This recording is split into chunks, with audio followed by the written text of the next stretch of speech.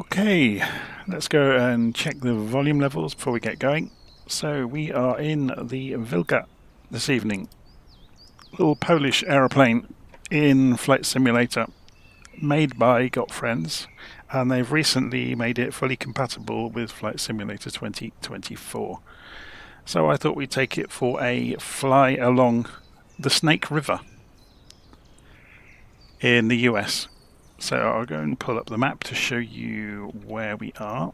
So we're at Temperance Creek, and we're going to fly along the Snake River, visiting some of the small airfields along the way, and then we'll eventually end up at Lewiston Nez Perce. So just up by Lewiston. So it should be a nice little flight. We're going to be going quite slowly, so although it's not a very long flight, it might take us quite a long time. So this is the Wilga, if you've not seen it. So we'll go for a walk around it with the walk around mode. It's a lovely little aeroplane in the simulator. It's really nicely modelled. It's probably my favourite of all the aircraft that GotFriends have made. It'll be interesting to see if they introduce some of the new 2024 features into it eventually, like it kicking up dust and things like that. But at the moment it's really nice anyway, and it looks the part, and everything's functional on it. So everything you should be able to interact with, you kind of can. So, and the engine modelling is fantastic. It's probably one of the best engine models in the simulator. Okay, so to start the airplane up, I'm going to be following a start procedure of my own design.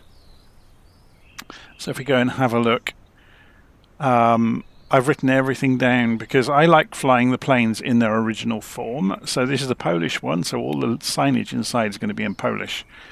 So we're going to walk through, and you can see I've put notes on everything about where it is physically.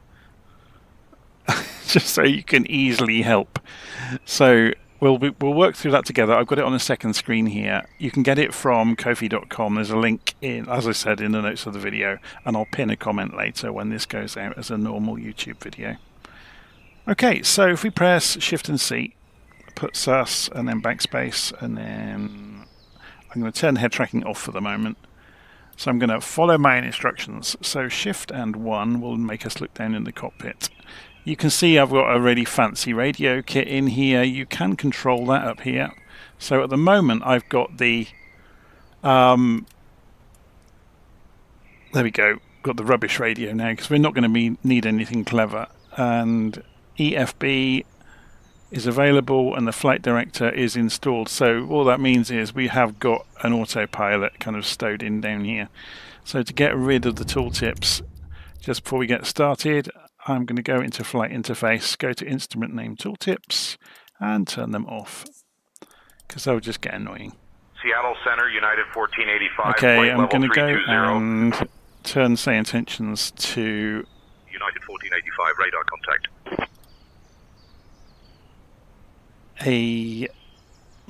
now what should we do?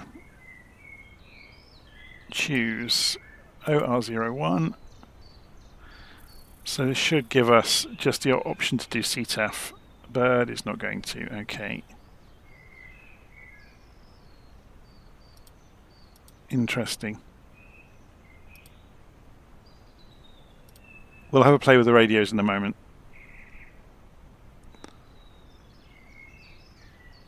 In fact, in this aeroplane with these really basic radios, it's almost not going to be worth doing it. But we'll see. So, we're going to press Shift and 1 to look down in the cockpit. We're going to get rid of the gust lock off of the stick.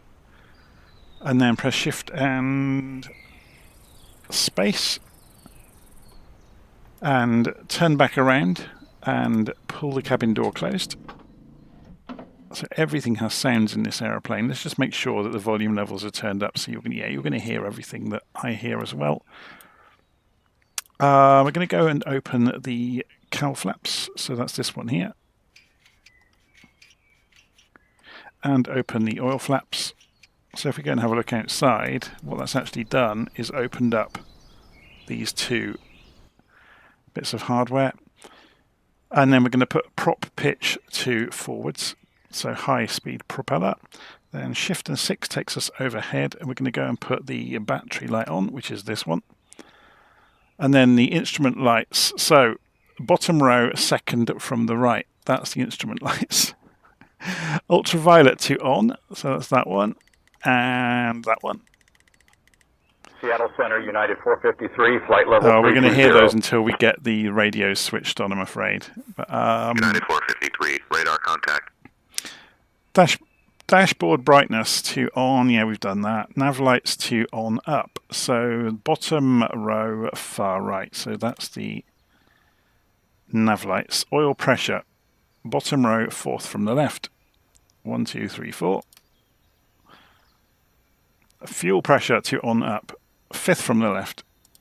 And then oil air temperature, sixth from the left. Okay, so floor on the right. So Shift and 5. We're going to go and roll this round, and that will give us our air pressure from the canister to the to start the engine. So hidden away in here is a canister. So it's got a pneumatic starter essentially. So Shift and 5 takes us back over to the cockpit. We're going to go and select both fuel tanks. Then we're going to prime.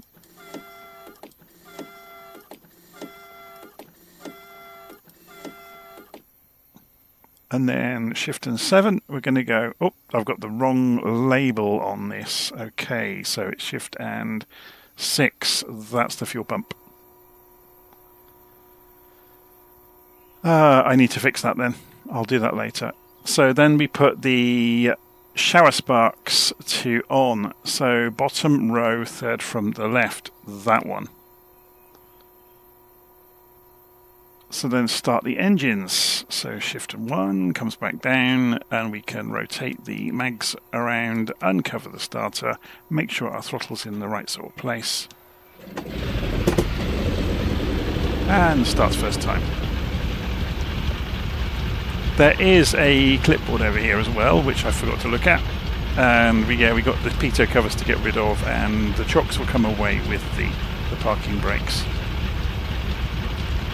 Okay, so having got the engine started, we can go back overhead, turn the sparks back off, and the fuel pump back to off. Now let me get this right, top row, far right.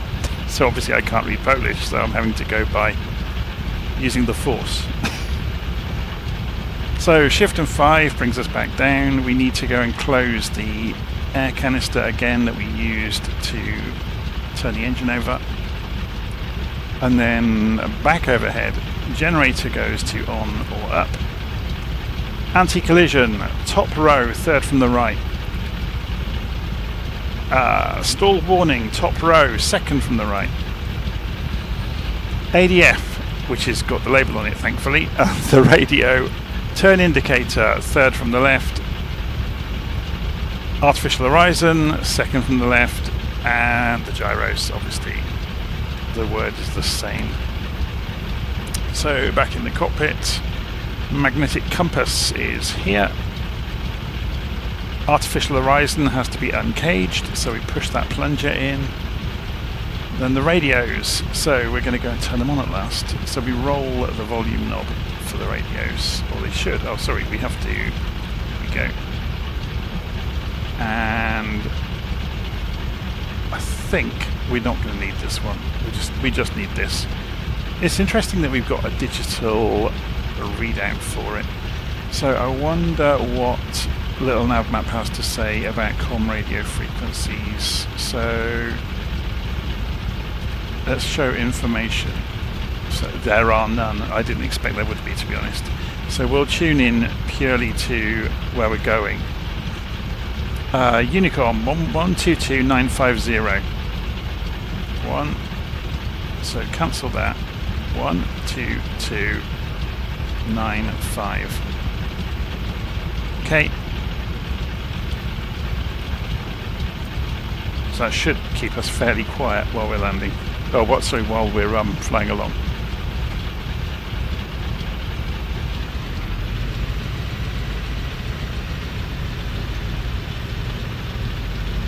Okay, just have a taxi around, make sure everything's working okay.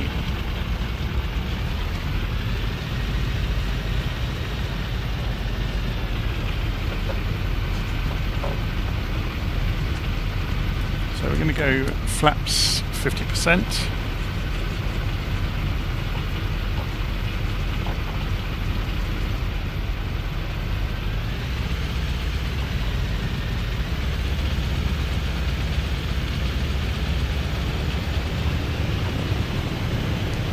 Full throttle. A little bit of rudder to keep it in a straight line. Wait for the tail to come up of its own accord. Let it build up some airspeed. Pull back gently, and we're in the air.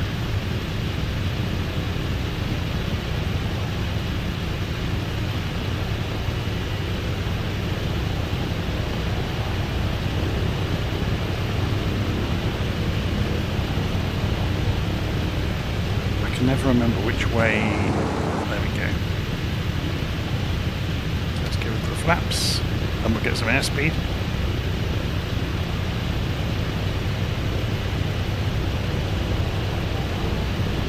Give ourselves some turning room within the valley, and we'll circle round back over where we've just left.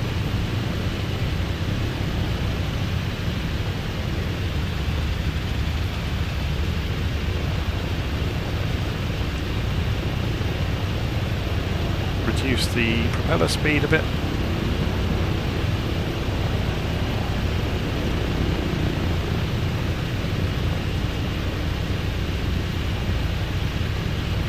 So we can see there's actually another dirt strip the other side from where we took off.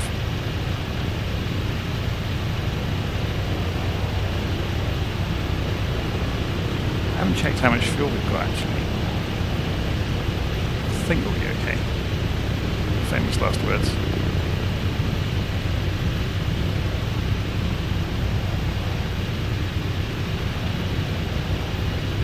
Keep an eye on the temperatures.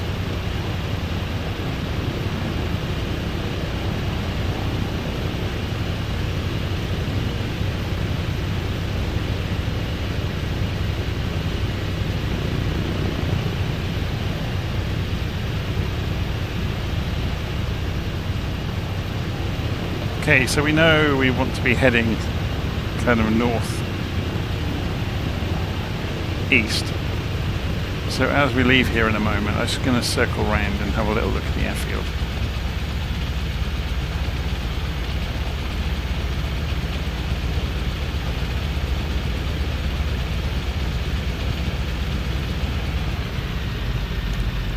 Let's have a go at landing it, shall we?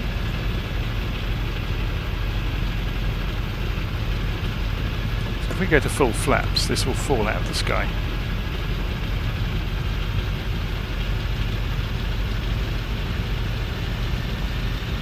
We'll do a touch and go, and then we'll turn around and carry on our way.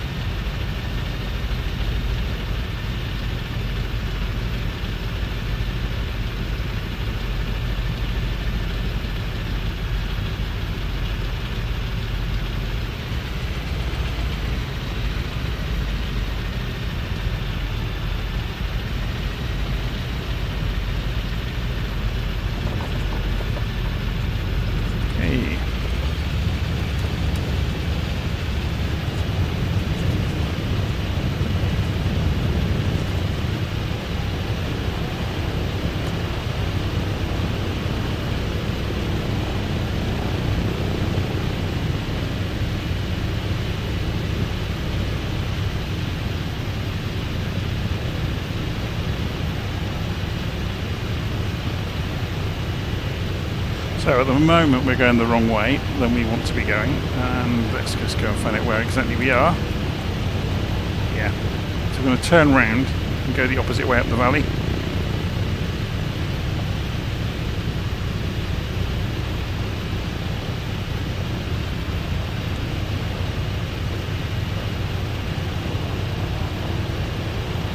It's a great aeroplane, isn't it? It's very rudimentary.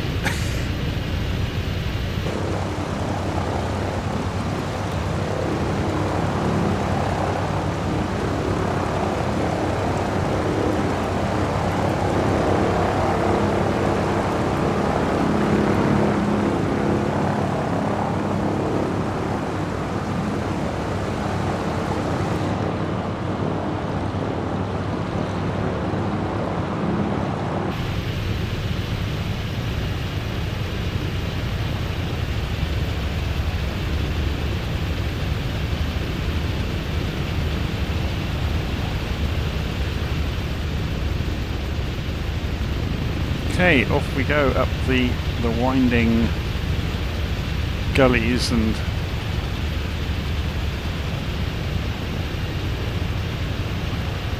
steep canyons of the Snake River.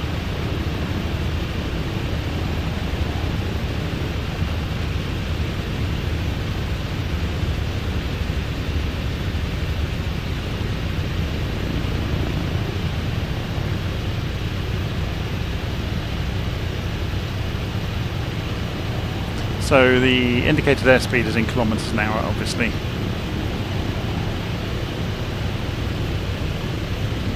We didn't calibrate the altimeter, not that it makes much difference. This is all doing things by eye, basically.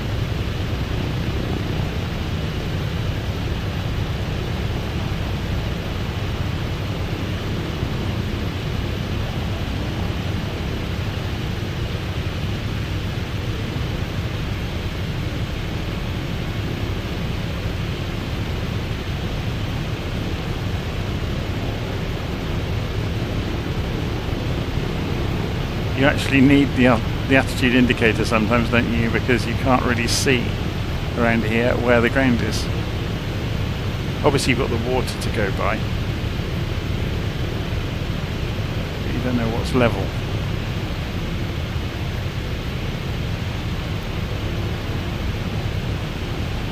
It's Idaho, yes. So I'm just reading the live stream comments there.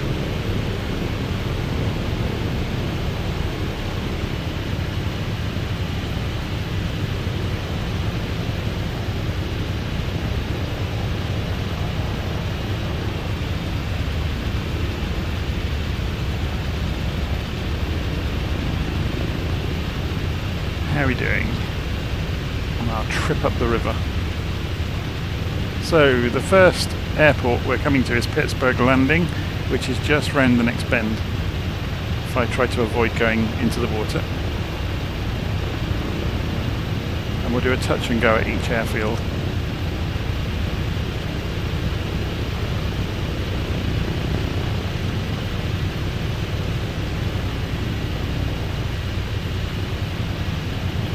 We might have to scout out the best way to approach each airfield. Which way's the wind actually? Let's go and have a quick look on LittleNavMap. Okay, so we've got a few knots side wind. So that's going to be coming down the hillside to the left. So we might need to be a bit wary of that. It's only a few knots, it's not going too fast.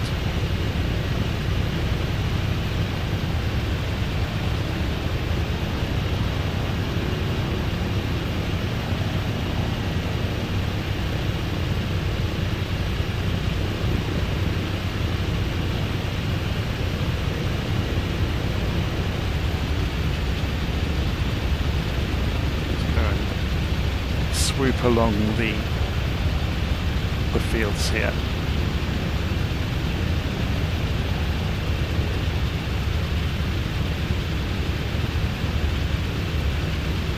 I think the airfield's just the other side of the river.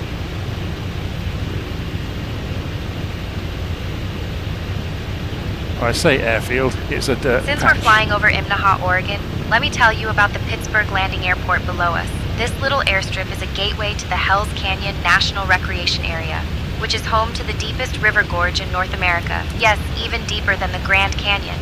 The airport itself is a favorite among backcountry pilots looking for a bit of adventure and a lot of jaw-dropping scenery. It's not uncommon for pilots to swap stories here about close encounters with bighorn sheep or the occasional elk wandering onto the runway. If you ever wanted to feel like a bush pilot without leaving the continental U.S., this is the place.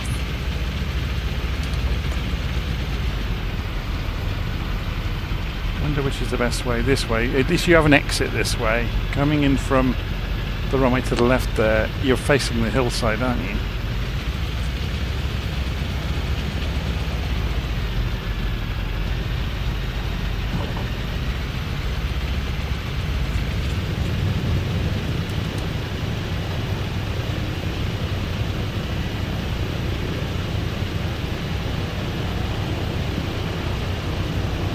More of a crash and go than a touch and go, but it was okay, we got away with it.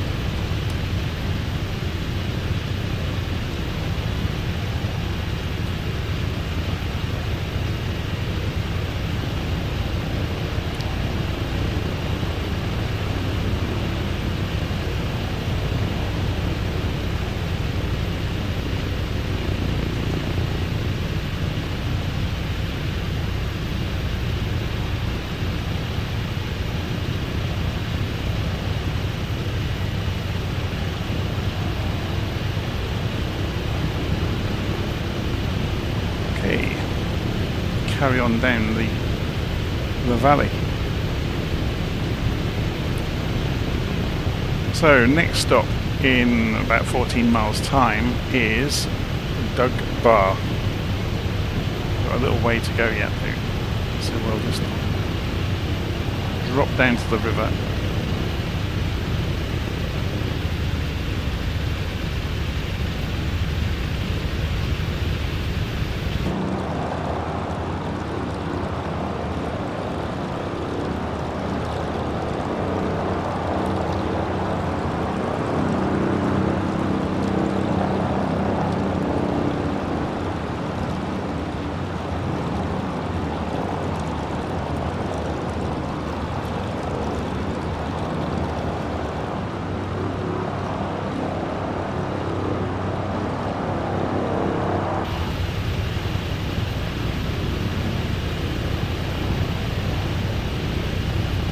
Scenery is impressive, isn't it?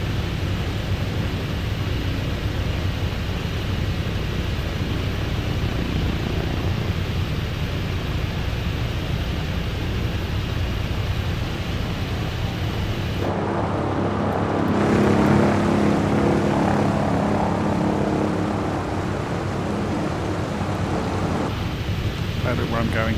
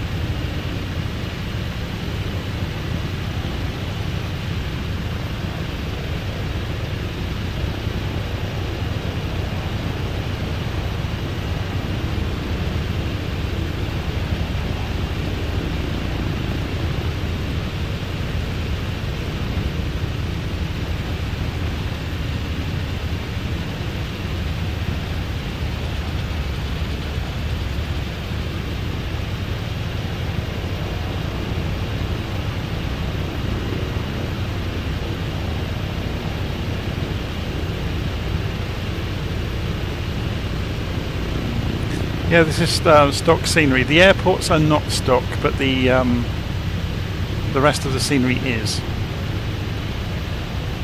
Having said that, there's not really much to the airports. You can buy them in packs from Orbex for various different areas. So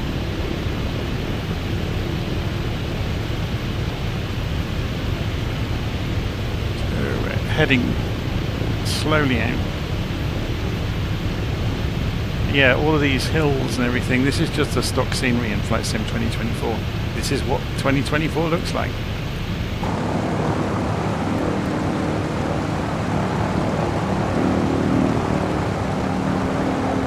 So you can see this is a 2020 aeroplane because it hasn't got the 2024 pilots, but it works remarkably well.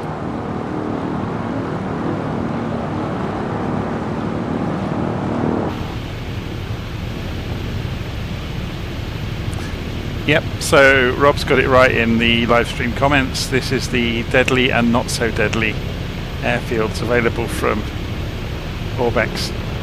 They are great fun. And it's great scenery. Idaho is a beautiful place to go flying around in the simulator.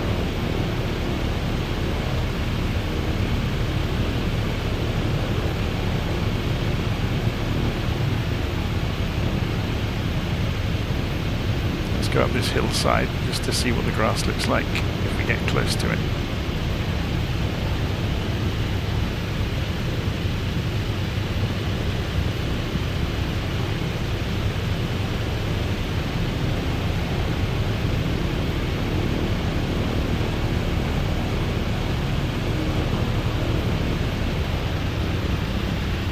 Since we're in such a remote spot, let me tell you about Lord Flat Airport, which is just a few miles southwest of us.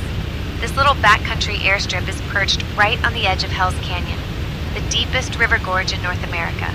Built primarily for adventurous pilots and outdoor enthusiasts, it's a favorite jumping-off point for hiking, rafting, and even a little bit of fishing if you can pack light.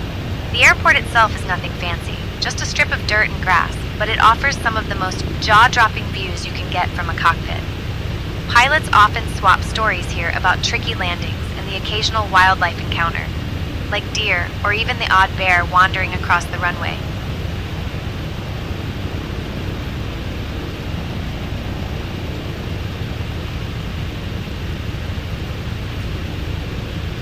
Okay, I ought to be looking out to see where the runway is. I think we're about to pass it, aren't we? Oh no, it's a few miles yet. Just trying to make it a bit more interesting.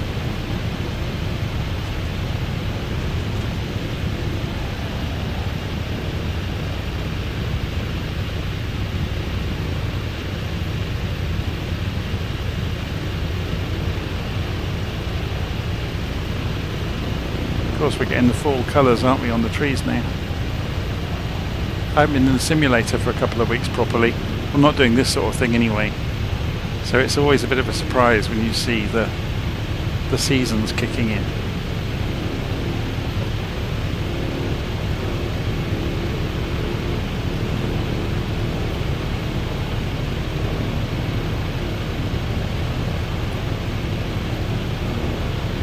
Just go around the trees. Make it a bit more interesting.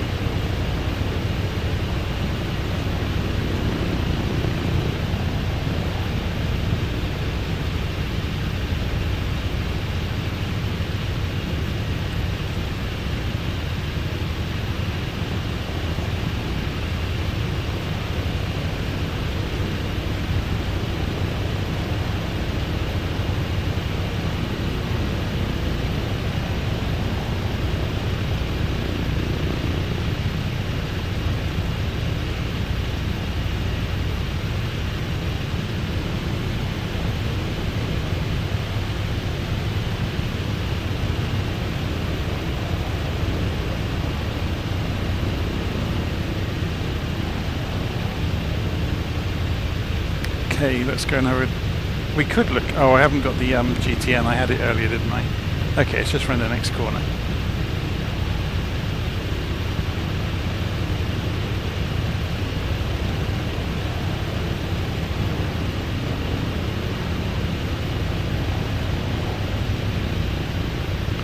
So keep an eye out for an airfield. Do a touch and go.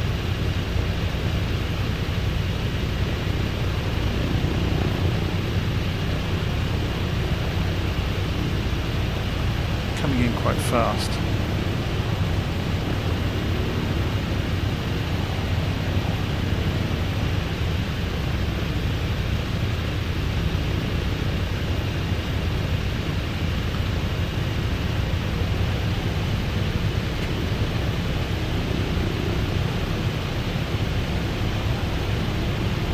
Okay, we have to keep our eyes open now, looking for the dirt strip.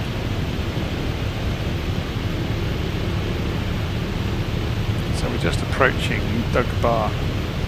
Should we ask the tour guide? I'm not sure what button I've got her set to. Hi Sarah, what can you tell us about Doug Bar?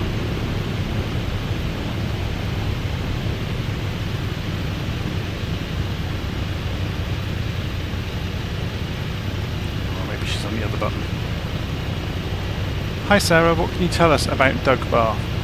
I've forgotten which guide I'd put on which channel. Here it is.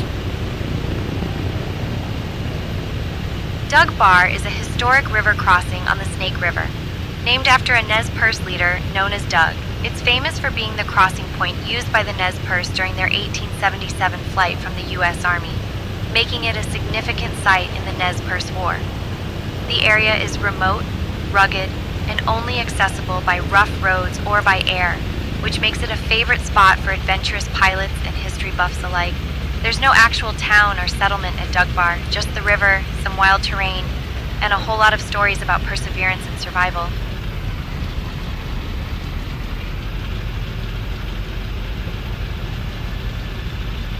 Okay, I'm too close.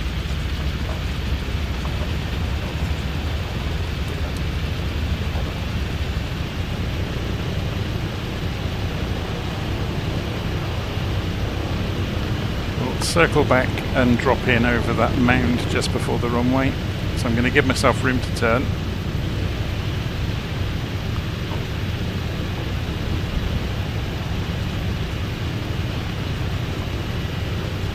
the turn rate on this thing.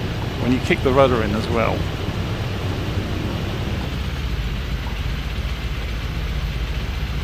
There we go.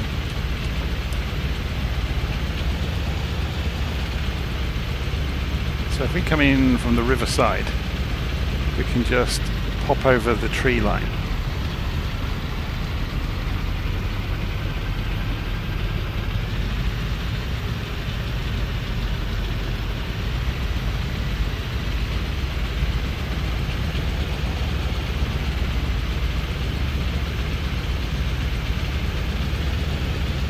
There's a few boulders in the way though.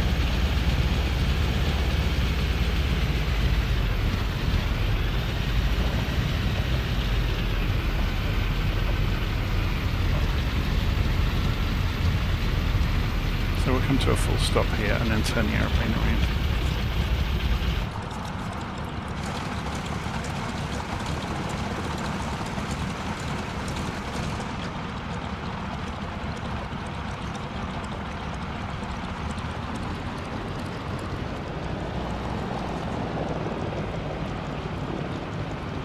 Some camping going on. Should we go be nosy?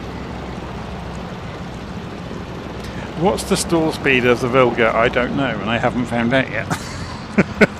Maybe we'll take it up to altitude in a few minutes and try that out.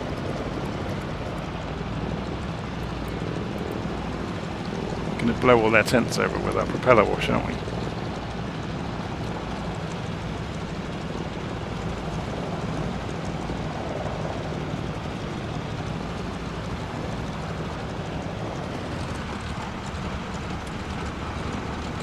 So if we were to jump out of the aeroplane, go and have a look at the sign.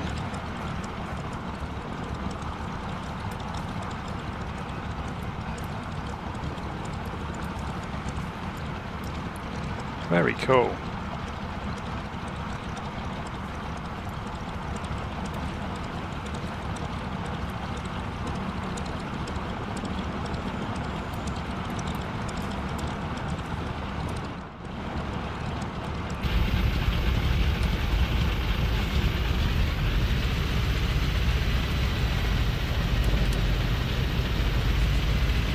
Right, we're going to give ourselves as much runway as we can get. So we'll taxi back up to this end.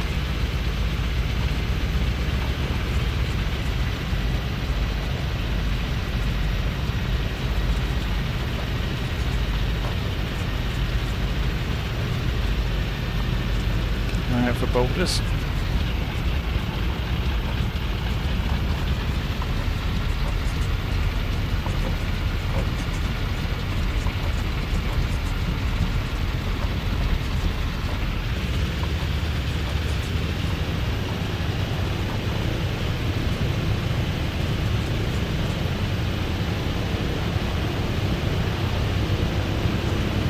Moving around a bit over the rough ground, and we're airborne.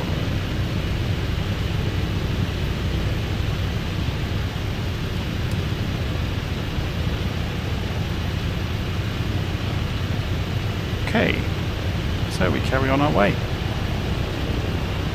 We can have the map on the in-game tablet if you want,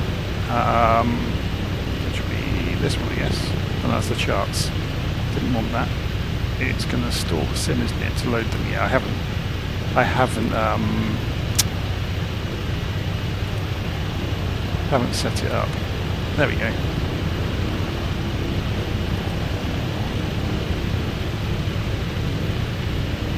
So this is obviously the in-game maps.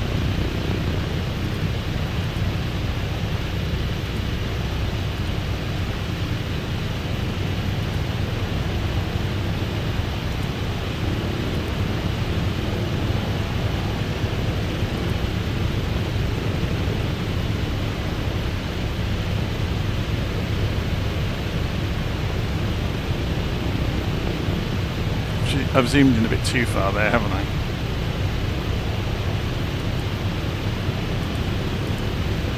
There we go. So now we get a nice iPad to look at. So somebody asked what's the stall speed? Let's find out. so 150 knots. This is no flaps, by the way. Let's get it pointing the same direction as the canyon and then level the wings up. And then we'll try it out. So we aim for that hilltop.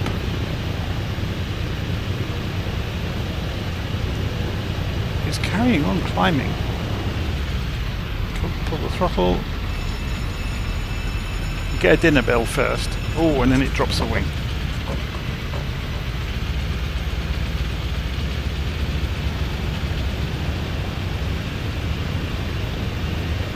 So it was around about 80 kilometers an hour, wasn't it? With no flaps. We had a dinner bell first though, which was really useful.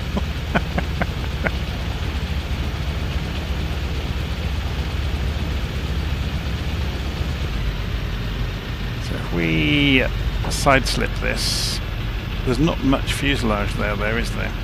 To side slip. So I'm holding full left rudder.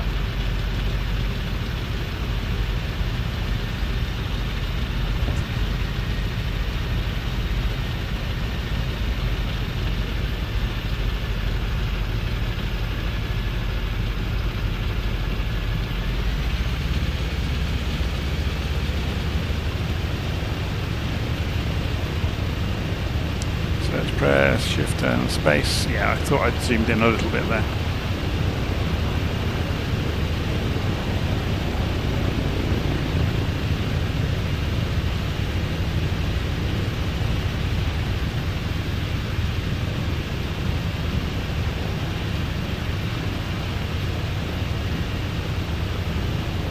You wouldn't want the engine to fail around here, would you?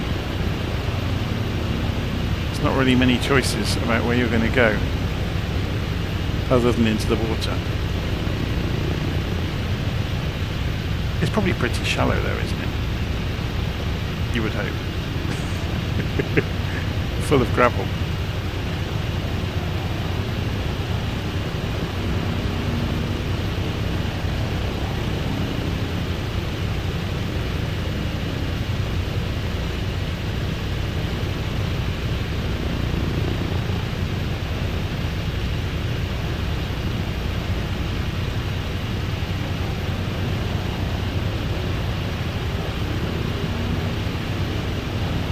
Okay, so the next airfield is coming right along here. It's on the corner, isn't it? Oh my word, how do we do a touch and go here then? What's the best approach?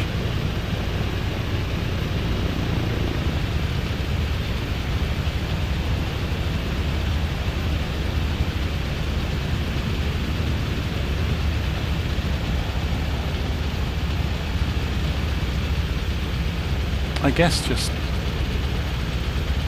hug these rocks over the sandbar and then swoop in. We've got to find a way to turn around now, haven't we?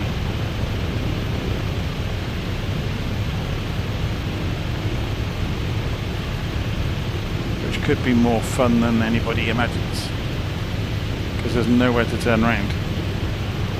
Since we're flying over such rugged country, let me tell you about the Imnaha River, which winds its way through this dramatic landscape.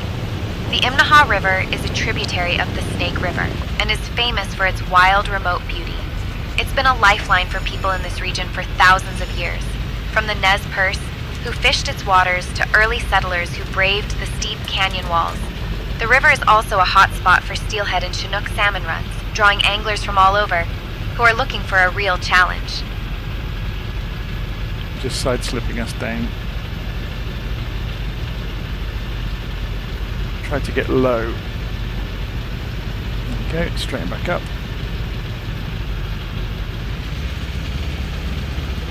Bring the power back in.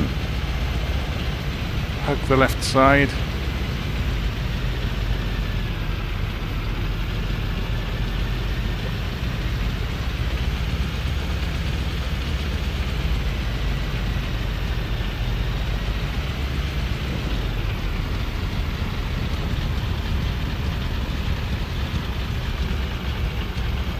That was doable. Okay, so back to take off power. There's hardly any wind around, so Give ourselves as much room as we can to turn around, to get a run up.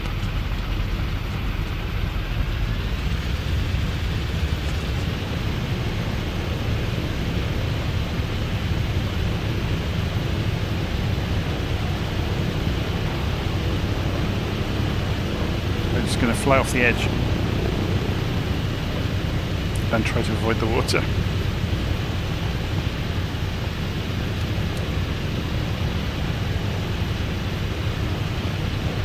And we're away again.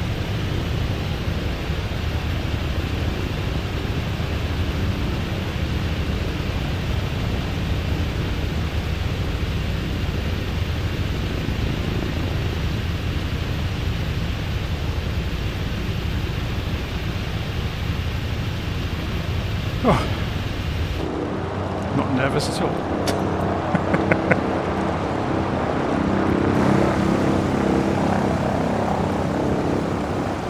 Oh, now look, let's keep an eye on these dials. That opened up, didn't it? Or closed itself, I should say.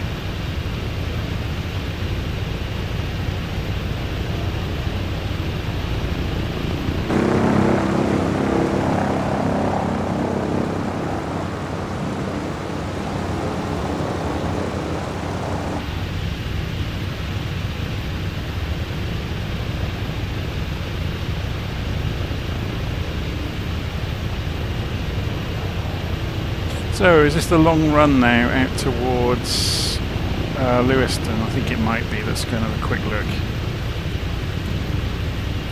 Oh no, we got one more. Cache Creek before we carry on up the river.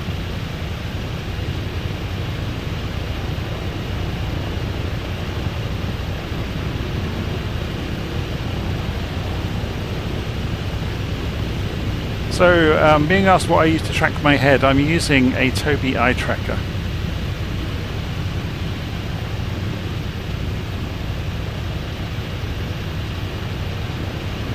It's not perfect, but it's very, very good, and it means I don't have to have any other hardware. It straps onto the bottom of the screen and watches my every move. You'll notice though my mouth movement does make it judder around sometimes though. If I keep my mouth shut and keep my head fairly still,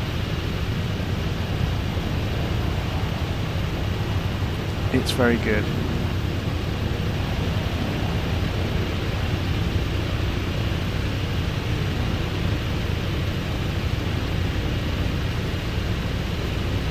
You end up using your head, if you're using a Tobii Eye Tracker and you're presenting something on YouTube like this, you end up using your head a bit like a director with a camera. So your head movements are very obvious on purpose because you're trying to show by moving your head.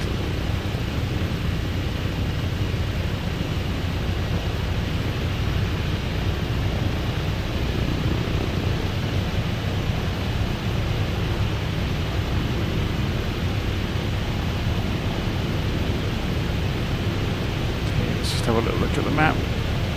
Okay, a few more miles and then Cache Creek should come into view just past this next bend in the river. Yeah, you can see it's just appeared on the map here.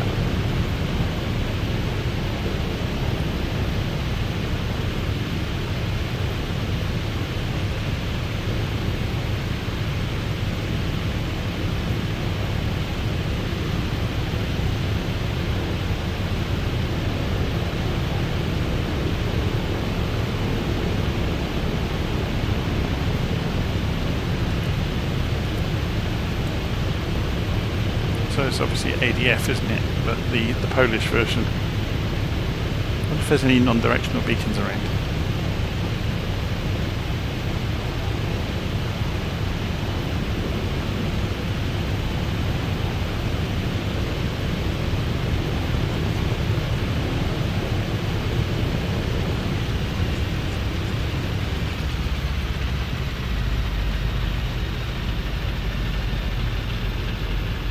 How close could we get to doing a touch and go on this sandbar?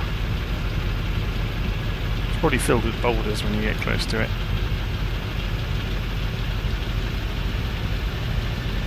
Yeah, it is, look. Maybe we won't do that. And this one. It's not until you get really close you realise just how treacherous they are.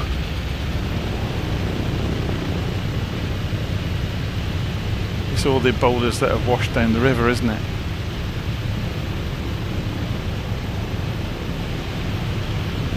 Perfect to rip your landing gear off with.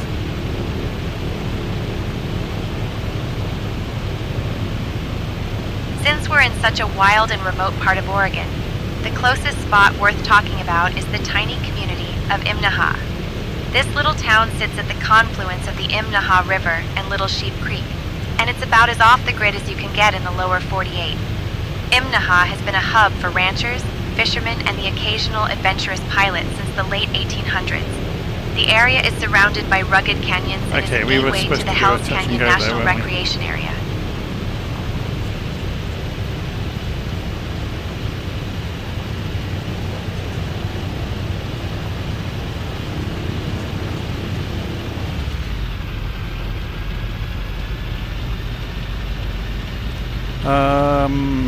We were probably coming in from the right direction actually. We need to go further down river and then turn around.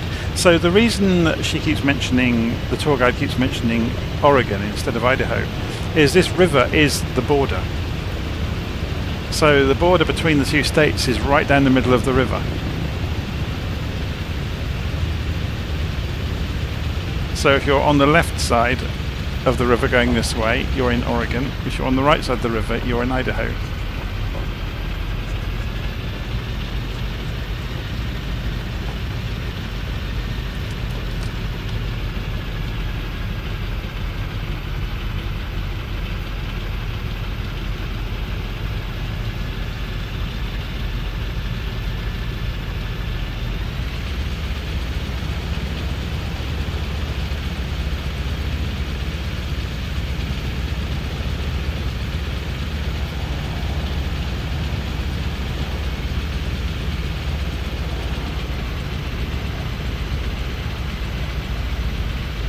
So it's uphill, which helps us enormously actually.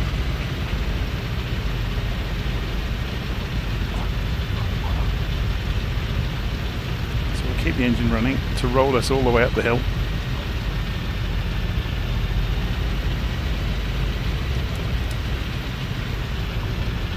And hopefully we find enough space to turn around at the top.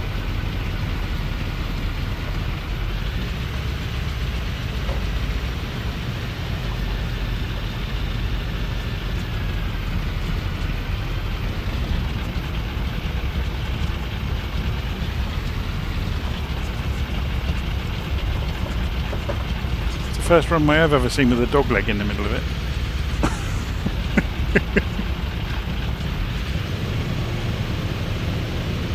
Flat out down the hill. Tails up, bit of rudder to keep us in a straight line. And early up.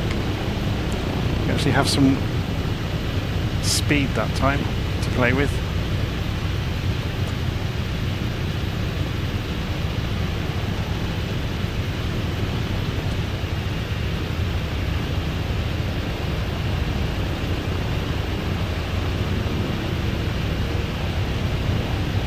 Yeah, there was a nice bar down there. I'm just looking at live stream comments. So we're going to continue on towards Lewiston. Should we get a little bit of altitude so we get to see some of the wider scenery? Because it is stunning around here. I'm just going to open the engine up and keep an eye on the temperatures. Cylinder head temperatures kind of scaring me to death. So I don't want to push it too long for too hard. Like I said, the engine is simulated accurately. I think you get options actually about how accurately it is simulated. Okay, it's switched off. Yeah, so I would have probably have launched the engine by now with what I've been doing to it. Although I've been very careful and keeping an eye on it, but obviously it's not going to hurt us too badly.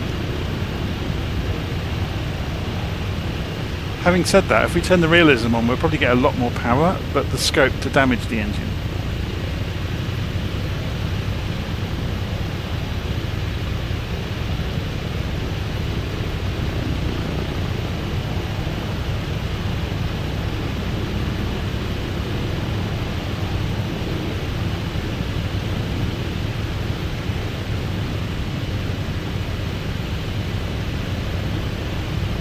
think we're just on the run in, aren't we, towards Lewiston.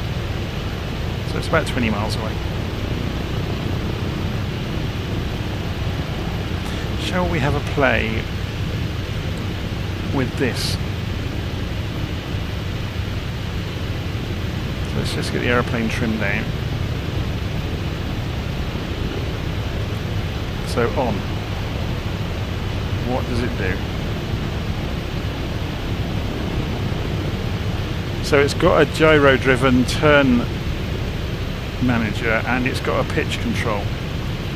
So you just have to watch the dials and turn the two knobs. So you've got a turn controller and a pitch controller, and that's pretty much it. But it does mean you can take your hands off for a moment and go look around.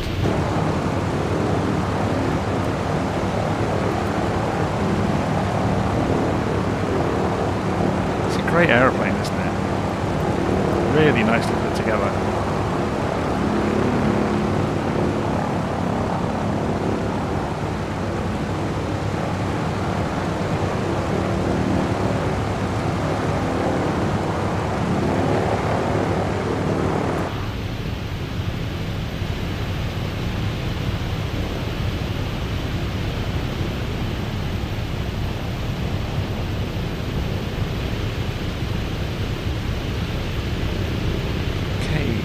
Okay, going this direction, yeah, more or less. We could fly straight. If we can get over the top of this hill, we could straight line it, but should we try this turn controller out? So just a couple of notches to the right, and it's just gently turning right for us. Very cool.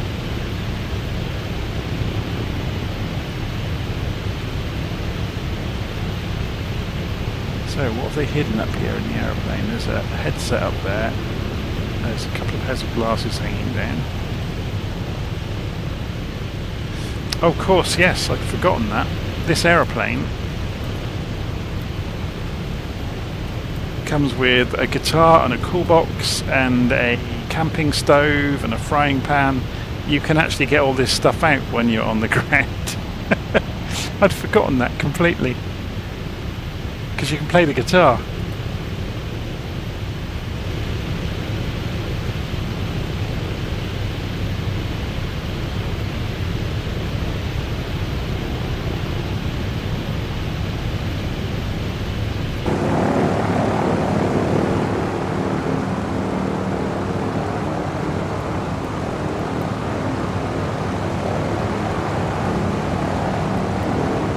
It looks like it was made out of spare parts from a shed, doesn't it? Or it was made out of a shed.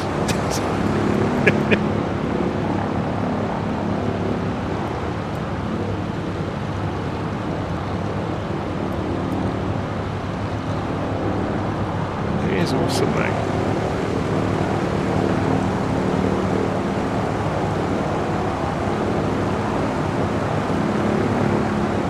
Since we're in such a remote spot, let me tell you about Rogersburg Airport, which is just south of us. Rogersburg is a tiny backcountry airstrip nestled right along the Snake River, and it's a favorite among pilots who love a challenge. The airport sits at the bottom of a steep canyon, so landing here is not for the faint of heart. Think of it as the aviation equivalent of threading a needle while riding a roller coaster. Built to serve local ranchers and outdoor adventurers, it's mostly used by those looking to fish, hunt, or just escape civilization for a while. And here's something. The area is so quiet, the loudest thing you'll probably hear is your own engine echoing off the canyon walls.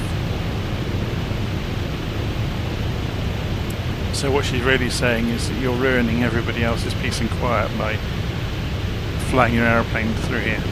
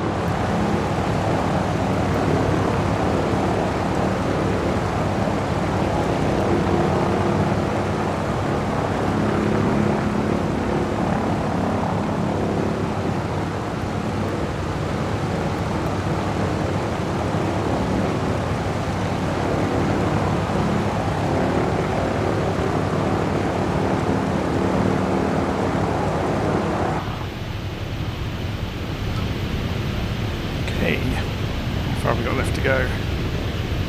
About 10, 12 miles maybe.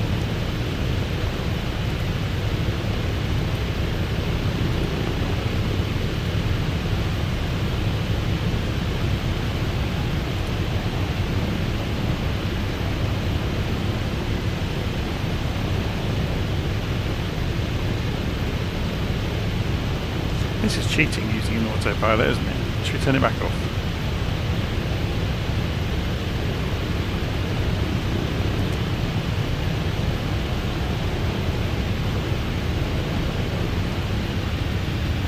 So we were playing around earlier, seeing if we could stall it, weren't we? So we got our nice views of the area, by the way.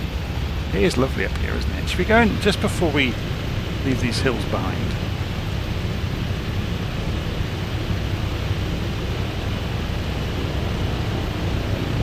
Let's just go and skim the top ridge of one of these.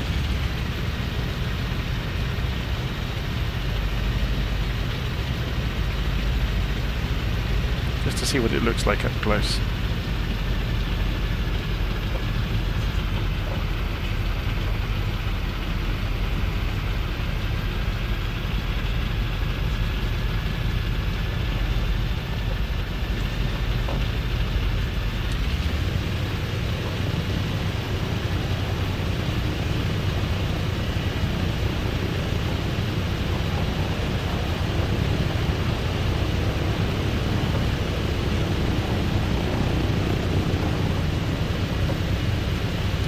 Feels sick, isn't it?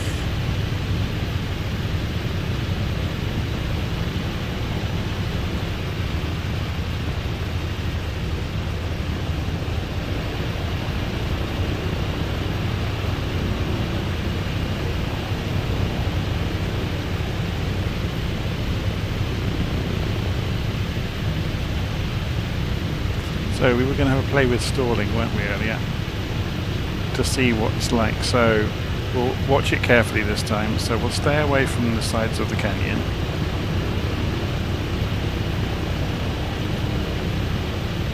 So as the powered on, there's the stall warning, down to 90, 80 kilometers an hour. And the ailerons almost catch it, look. Ooh, it nearly flicked the other way.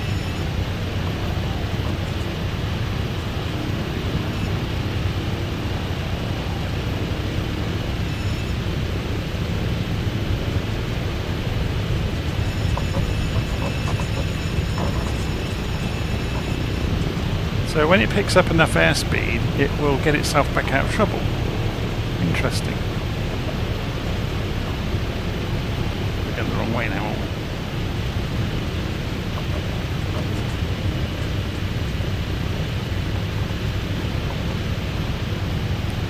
I think we were going that way. Yeah. So, since we're in such a remote part of Idaho, the closest spot worth mentioning is the tiny community of Anatone, Washington. This little town sits just over the border and is about as small as they come. Fewer than 40 people call it home. Anatone was established in the late 1800s as a stop for ranchers and homesteaders making their way through the rugged hills. The area is surrounded by rolling wheat fields and dramatic canyons, which look especially stunning from the air. And here's something. The name Anatone is believed to come from a Nez Perce woman who lived in the area, so even the town's name has a story to tell. So it will spin, but I don't want to go any further than that here because it's a bit too dangerous. It was easy to get back out though. Just gave it a boot full of throttle and some rudder and it pulled itself back out pretty quickly and easily.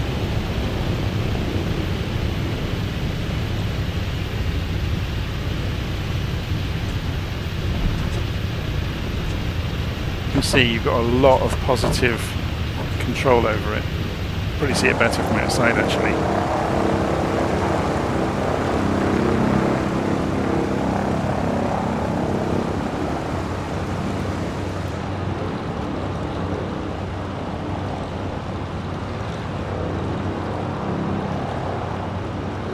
Look at that side slip.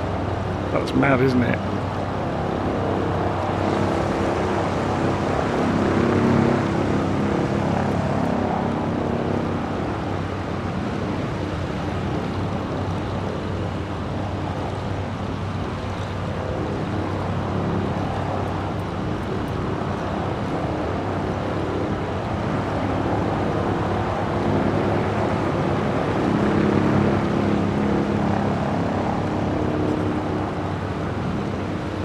pretty much goes where you point it.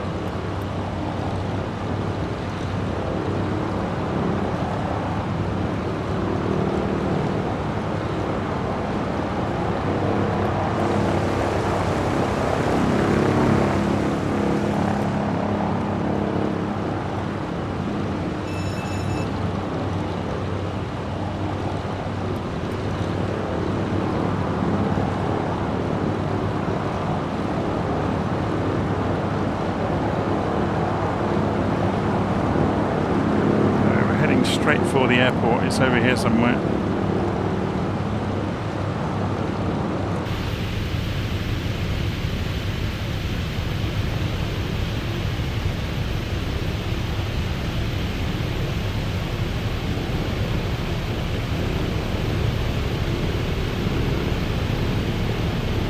So we have this airport here, and we've got a tower, 119,400.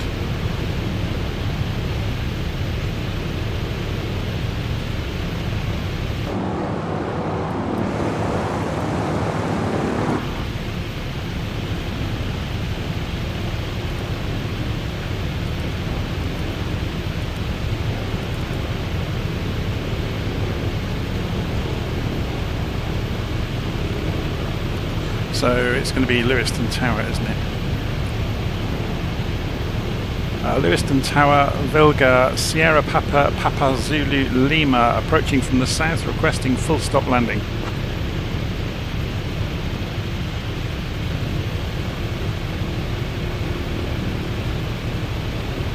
Papa Zulu, Lima, enter left base for runway 30. Left base for runway 30, Papa Zulu, Lima. So, where's runway 30? Let's have a look. So where we are, we need to be doubling back on ourselves then to get runway 30. So we're going to go out over the water. And then we'll be downwind alongside runway 30.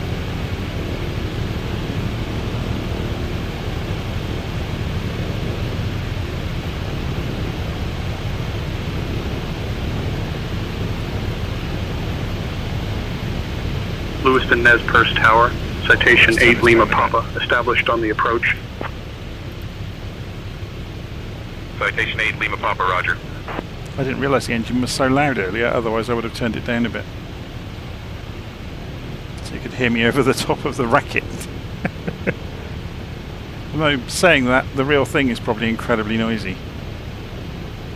I don't know whether it has headphone simulation or not.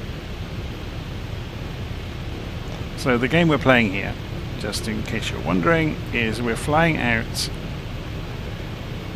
almost 300, so we're giving ourselves some room basically. So we'll turn to 300, and this is handy, look. So you can see the reciprocal across the compass, so 120 we'll turn to in a moment. And then we'll announce we're downwind. So there's the airfield.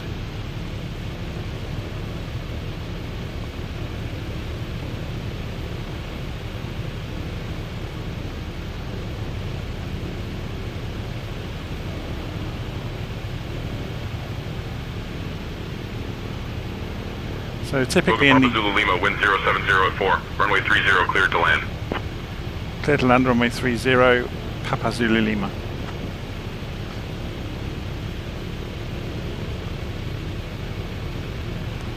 So we're just turning round. Enter left base for runway 30. Entering left base, runway 30, Papa Zulu Lima. So we're entering. Papa Foxtrot, contact departure. We're entering left base right now, look. So there's 30 down there. So we're coming in a little bit late, actually. We should have been about another half a mile that way. Coming in at 45 degrees towards the pattern. So then we can turn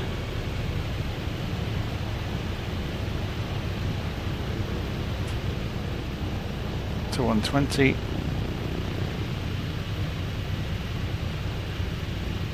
To be honest, in this aeroplane we can get away with murder, so...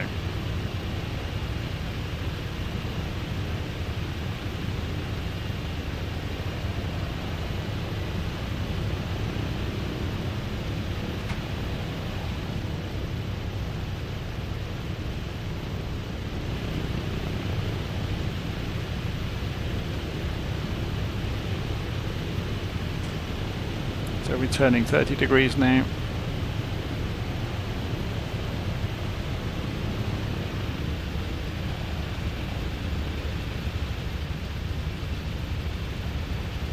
There's the runway.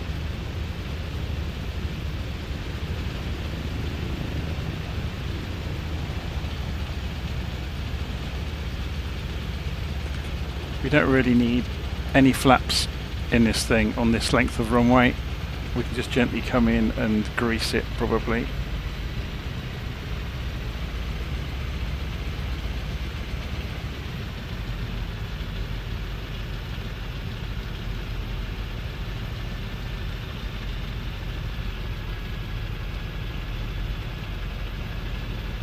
If we want to slow down a bit, we could always side slip it.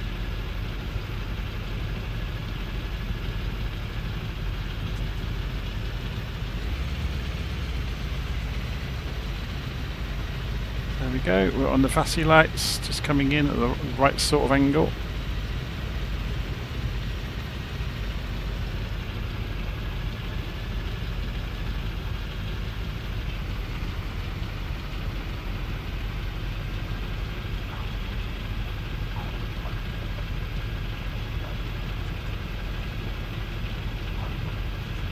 It's a job to see where we are.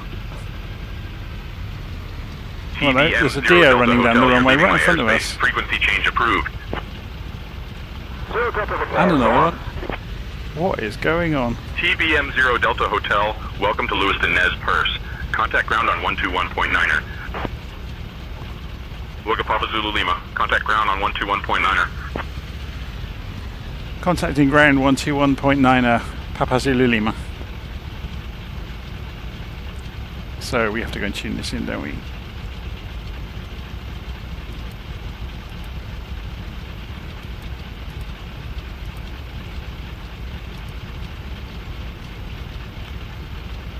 Ground. Wilga Sierra Papa, Papa Zulu Lima, requesting taxi to parking, please.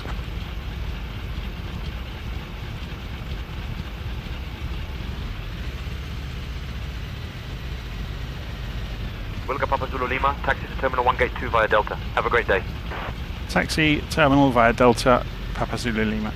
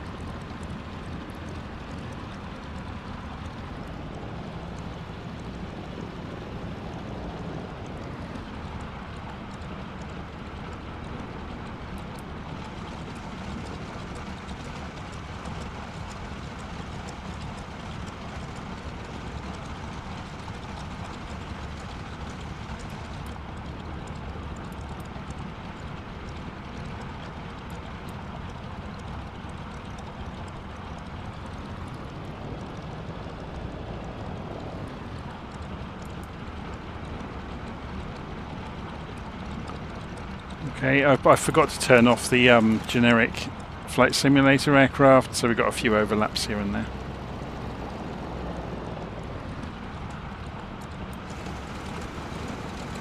Oh, there's our man waiting for us over there. Almost missed him.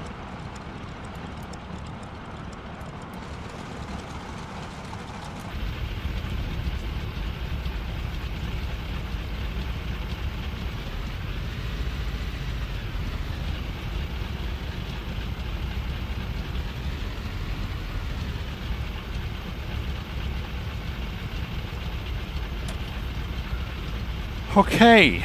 Lewiston ground. Good day, Air Canada 7PF.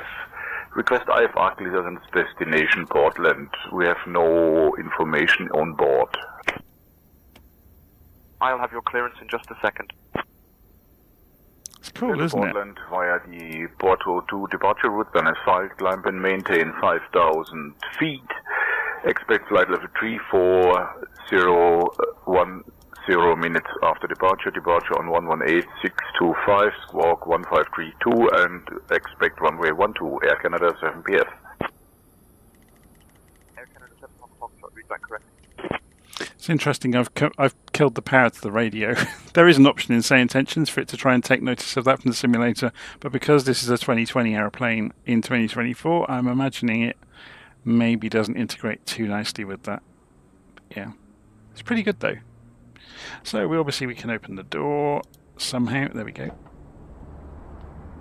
Hello. They'll say, we'll have our parking fees now, please. So there you go, that was the Wilga in Flight Sim 2024. It's a great little aeroplane, isn't it? So I hope you enjoyed that little flight along the Snake River.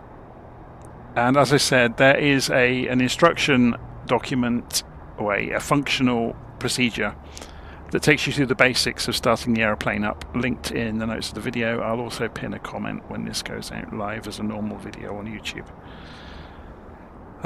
Because as you saw inside the aeroplane, unless you speak Polish, this is going to be something of a problem. That said, there are variants of the aircraft available when you install it, and you can get one with English language labelling. I think you might be able to even do it through the clipboard. Or not. Oh, I was going to show you this stuff in the back, wasn't I? So, if we... I can't remember how this works.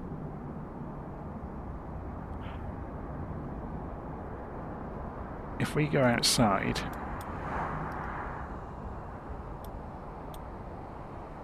I think it's one of the outside views that does it. It may not work in 24. Thinking about it.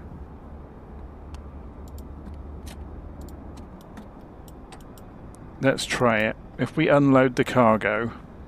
Lewiston Ground Canada Air 824. So, in order to play with the cargo, what we would need to do... Looking to pick up my IFR clearance to Glacier. ...is move our view around, and then we can play with it. Lewiston Ground, yeah, here we November 74 Tango Sierra, IFR to Boise.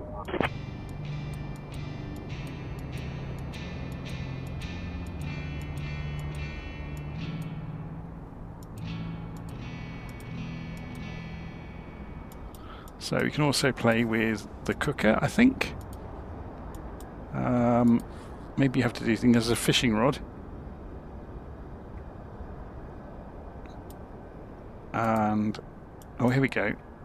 Oh, do I need to get the beer out first? I can never remember how all this stuff works. Maybe there's an order you have to do things in.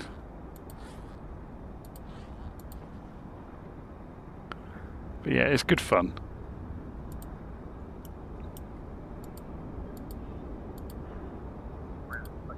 Oh, maybe I have to put the guitar away first. I don't know. Citation 8 Lima Papa, taxi to parking via Charlie 1, Charlie, Charlie 4. Charlie 1, Charlie, Charlie 4, citation 8 Lima Papa. Anyway, enough fun. It may be that it doesn't work quite right in 2024, because it is, as I said, it's perfectly flyable and it works perfectly as an aeroplane in 2024, but it's actually a 2020 aeroplane that's been made compatible by Got Friends. But it's really, really nice. So if we go and have a close look around, we didn't really have a close look earlier. I mean, the modelling is really cool. Phenom 143, runway 30 taxi via Look Zulu, at that. Zulu 2, hold short of runway 8, then Alpha 2, Alpha Golf Charlie. It's almost like they're anticipating you're going to be landing in heavy brush. Runway 30 taxi via Zulu, Zulu 2, hold short of runway 8, then Alpha 2, Alpha Golf, Charlie Phenom 143. It's very cool. Anyway, I'm going to leave it there. If you like the aeroplane, the Wilga actually does come with 2024. So you can go and have a look at it. But if you want some help with getting it started, obviously go and get a copy of the document that I've shared. Okay, I'm going to leave it there. See you again soon. Take care. Skywagon 82 Yankee, ready to taxi.